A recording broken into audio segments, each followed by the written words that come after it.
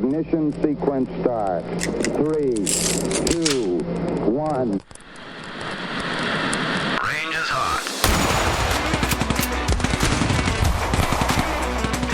Lock and load. It's time for the Gun Rack with your hosts, Joey and Drew.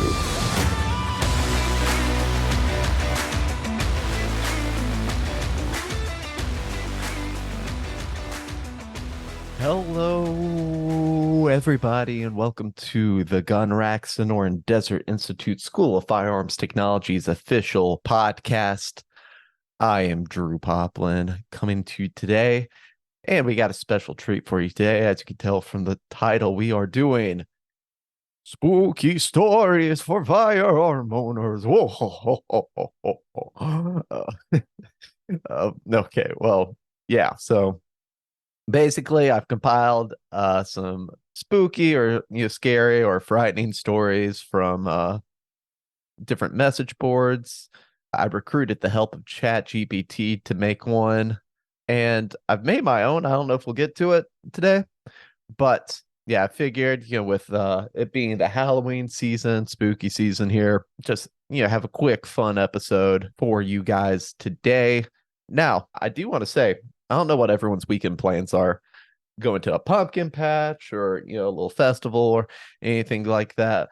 But if there are any sports fans among you guys and you're looking for a sport to get into, this is a great time to do it. The Rugby World Cup has been going on now for probably the last month, maybe month and a half. But this Saturday, New Zealand, the All Blacks, which is one of the most iconic rugby nations of all time, is facing South Africa, defending champs, and my boys, my Baka, they are facing off in the Rugby World Cup finals this Saturday. I'm definitely going to be watching. So if you're looking for something new to get into, that piques your interest, it's on Peacock.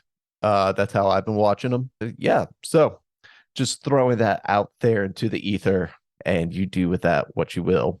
Now, before we get into our spooky stories, let's talk about SDI real quick. So, Sonoran Desert Institute, also known as SDI, is an online school that helps students learn the skills and techniques they'll need to be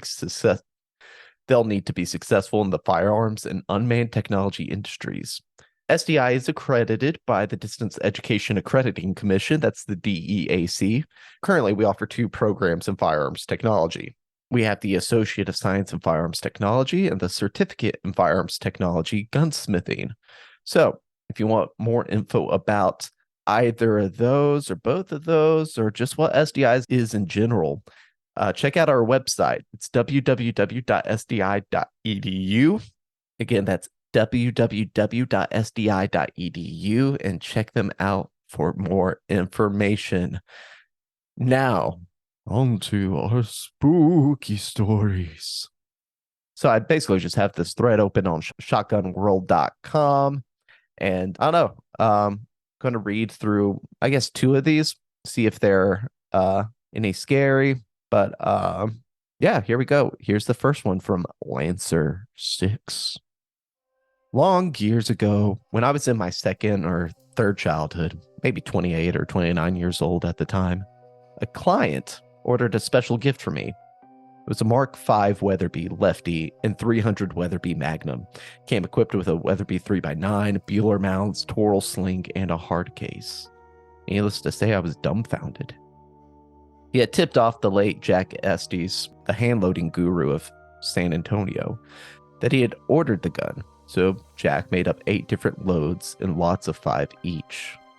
Upon receiving the gun and recovering from the urge to have my client's baby, just kidding, I was dispatched to the range to test the loads for grouping.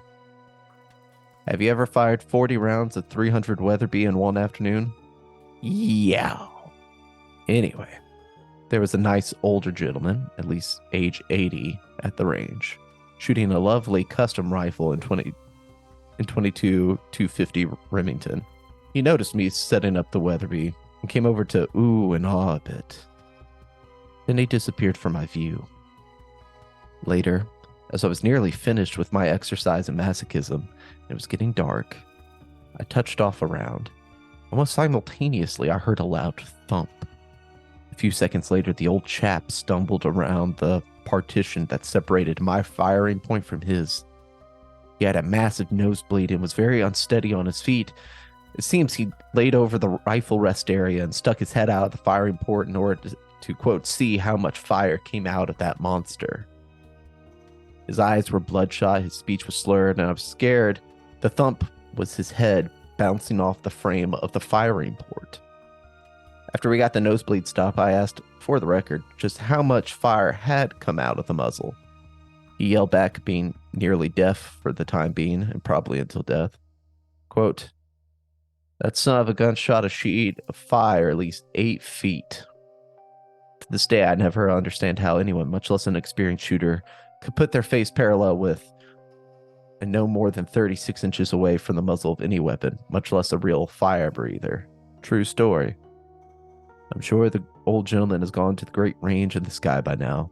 I'll bet he's bored God and all the angels with the story of the fire-breathing Weatherby, just as I've probably bored you. And that, my dear listeners, is a story about why you should not put your face near the muzzle of a firearm. Next up, we're going to have a... let me see if I can do the creepy narrator voice. Next up for you, Sergeant D.W. shares a chilling tale of what happened at the shooting range. How was that? Was that okay?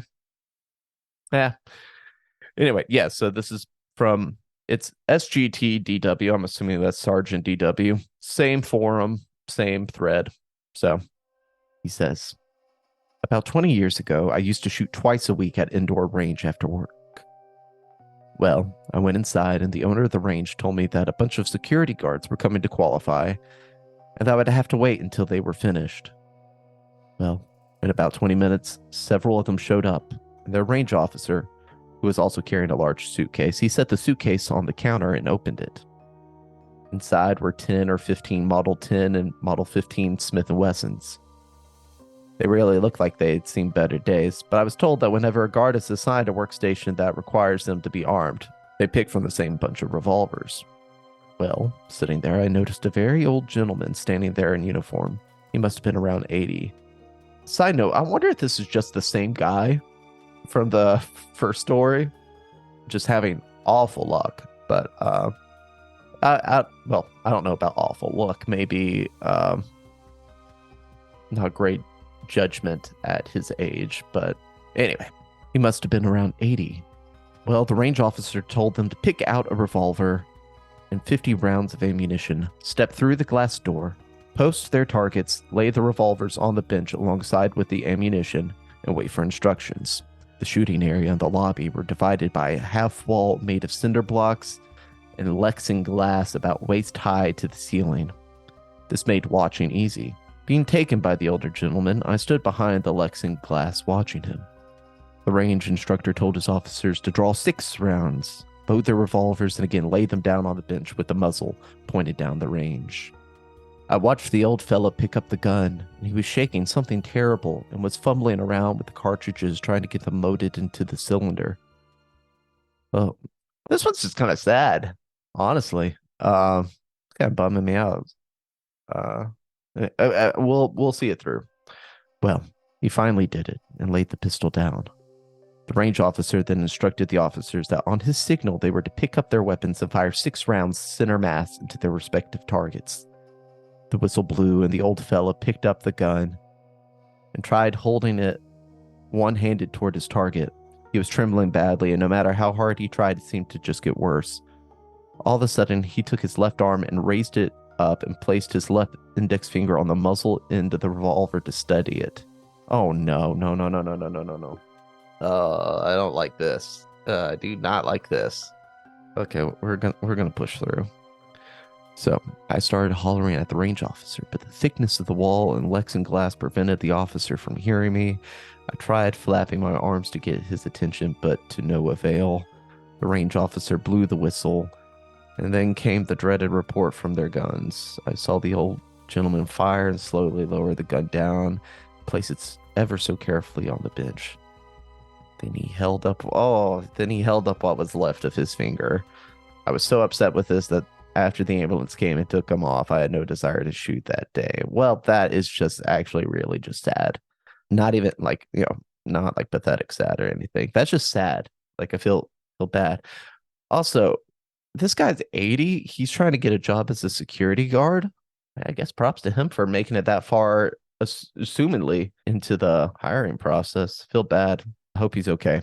But that was scary story number 2. I think this would be a good time to switch over to the Reddit ones, which I've already gone through before. So this one's from Beer Battered Fish Fry. Family with 6 children runs screaming into a local shop. And the oldest boy, probably 11, runs straight for the surplus bayonets. I don't know how the little rat knew what to do with it, but he fixed it to a M14 copy and started toting it around the store, poking things. Parents seemed resigned to their little domestic terrorists and reenacting all of Vietnam, complete with foul language. Wow. That's maybe the scariest thing we've read on the show. The idea of some 11-year-old kid running around with an M14 with a bayonet on it, poking stuff in a store. And as you don't want to be that guy that's like, kid, stop it, because his parents are there. But at the same time, yeah, no, that's just probably one of the scariest things we've ever read on this podcast. But all right, so let's go to the next one. AK Blind. Sorry, I have to get my reading voice back. Not my story, but a friend's. Casual weekend day in the shop. A suspicious-looking guy in a coat walks in, starts looking over the entire shop, hunting gear, reloading, whole 9 yards. Starts looking at everyone in the store and pacing. Finally, the last customer other than him leaves. He goes up to the guy working and goes, "So, you guys don't sell guns?" My friend lets him know that it is, in fact, not a FFL, that they only sell ammunition, accessories, and other miscellaneous parts. Sketchy guy goes, "So what's stopping someone from walking in here with a gun and stealing everything?" Major red flag. There is a silence before the guy fumbles with the shirt and gets his hand on his revolver. My friend who was working also happens to teach defensive pistol courses, concealed carry courses, and much more. His draw is unmatched by most of my area, so needless to say, he drew his firearm first. The guy instantly dropped his revolver and tried to beg be let go, saying he was, quote, only trying to get the revolver appraised and need it looked at, which is why he drew it, unquote. The police promptly arrested him. Yeah, both of those from Reddit are like legitimately terrifying. Like, honestly, most of the Weatherby one wasn't too bad. I mean, I still feel bad for the old man, but yeah, these 3 have actually been a little heavy. Definitely some lessons to draw from that. Some good lessons indeed. All right, so let's go with the one from ChatGPT. I asked ChatGPT.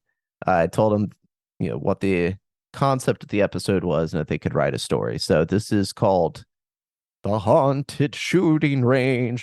Ooh.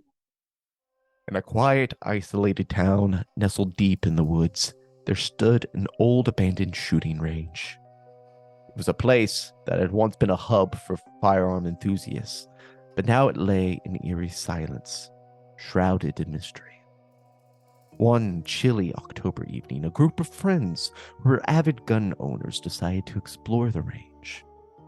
They brought their collection of firearms, flashlights, and a sense of curiosity. As they entered the decaying building, they couldn't shake the feeling that they were being watched.